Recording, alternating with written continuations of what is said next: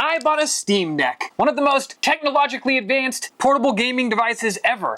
I love it, and I haven't booted it up in over a year. Why? Okay, it's fair to take note that as of the time of this recording, this is no longer the most advanced handheld you could buy. In fact, even the Steam Deck has out-Steam Decked the Steam Deck with a newer, slightly better OLED model. Now, this is an unpopular opinion, but I love handheld gaming so much that if I could, I would choose to play all of my games that way. And in 2024, you could pretty much do that. So you can imagine my excitement when Steam introduced the Steam Deck. I couldn't wait, and I bought one on day one, or I guess I should say I did wait on a waiting list for a very long time, and then bought one day like 300 and something. But that's beside the point. I got one, and I loved it. The first few months I was using this thing, it played just about everything I could throw at it. And the beauty of it was, Steam even had that little verification system that, you know, with the little blue check mark that told you which games were Steam Deck compatible. But just a few short months into me playing the Steam Deck, and after I had run through most of my Steam library that I wanted to play portably, I started fantasizing about stuff like Diablo 4, Halo, the newest Far Cry, and yeah, bash me in the comments, but Fortnite. And for the Steam Deck, its biggest asset is also, in my opinion, its biggest curse, and that would be Steam OS. And not because it runs bad. I actually think it runs really well. In fact, I love the UI a ton. But you're buckled into Steam. Now, I know what you're saying. You can side boot other stuff. Now, I did just explain that I don't get a ton of free time to play games, which is why I choose to play most of my games portably.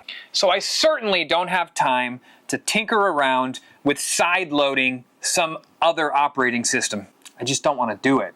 It was right about this time that I found this. This is the ROG Ally by ASUS, or ASUS. I'm not really sure how to pronounce that. And the Ally's biggest asset is also its biggest weakness, which is Windows 11. Because let's be honest, if you don't have to, who wants to boot up Windows 11? But that opened me up to everything. The Epic Game Store, Battle.net, Xbox Game Pass, and of course, Steam. Now real quick, let's make a hardware comparison here. Starting with processors. The Steam Deck runs on an AMD Ryzen Zen 2. The Ally runs on an AMD Ryzen Z1 Extreme, which is actually Zen 4. So the Ally has a slight leg up when it comes to processors. In fact, I think this was the first handheld to use the Z1 Extreme. Now let's look at graphics. The Steam Deck runs RDNA2. The Ally runs RDNA3. So again, with the graphics,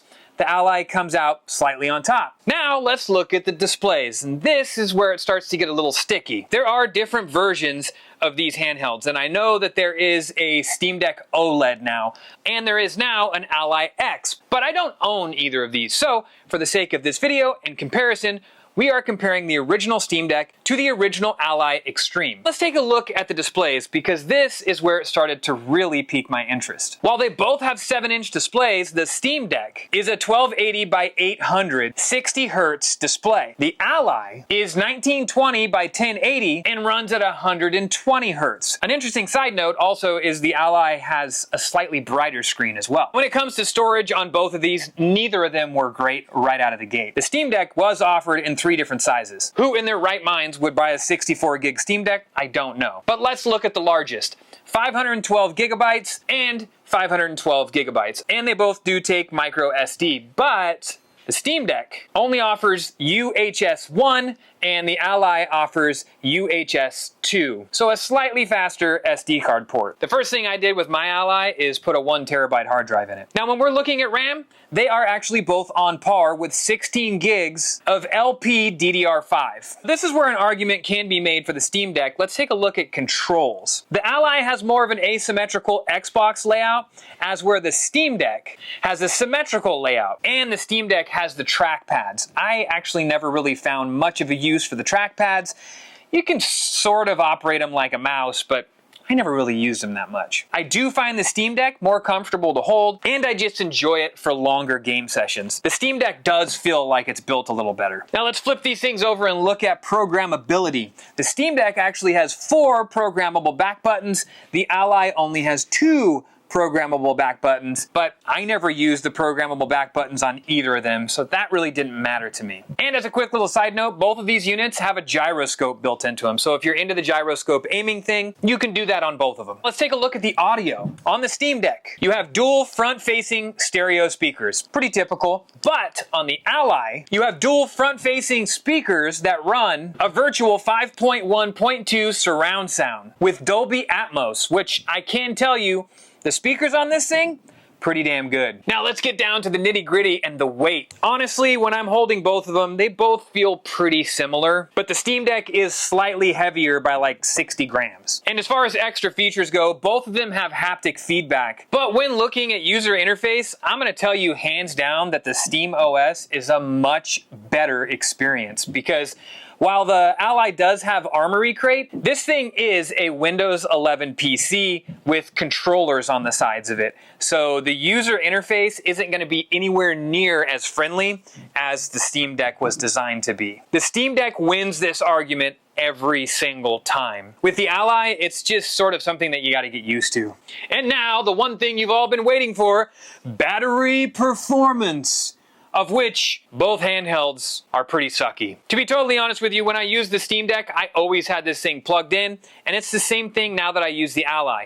I always have it plugged in. I actually bought myself a really nice Anker battery that I carry with me, because if I didn't have these things plugged in, with the games that I play, they would last maybe an hour, hour and a half at best. So it is my opinion that it's not even worth talking about battery life on either of these units. There's a lot of people that'll argue that the Steam Deck has better battery life, but what, by like 10 minutes? I don't play them for long periods of time unplugged, so I really can't speak to that. As far as gaming benchmarks go, if you really want to do the research, you can hop online and find tons of charts. That's not really why I'm here. I'm here to just give you my personal opinion on which machine I like better. But I will say, just about every chart you're going to find is going to show you that the Ally outperforms the Steam Deck on just about every game, for obvious hardware reasons. Now let's get down to the real nasty stuff. Price. As of the time of this recording on Steam, the 512 gigabyte model of the Steam Deck OLED, which is an upgrade, is $549. And again, as of the time of this recording, if you go to Best Buy's website, they are stating that the Ally Extreme, this model here, is $649. But I can say that both of these units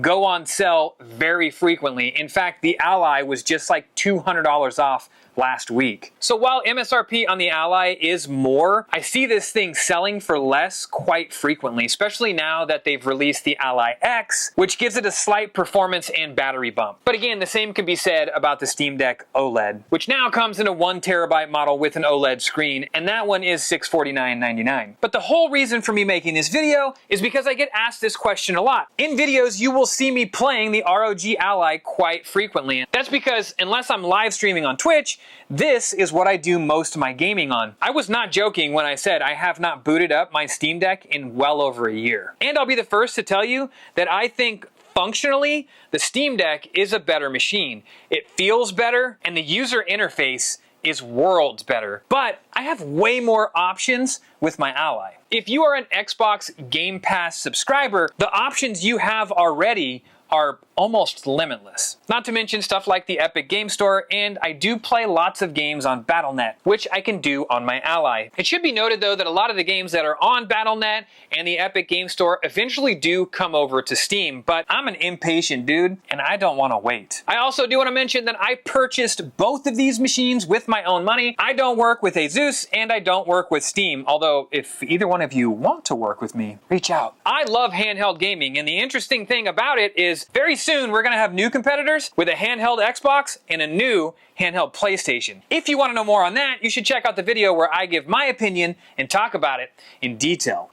If you have more that you want to add to these comparisons, hit the comments below and let me know. I am always interested in what the community has to say.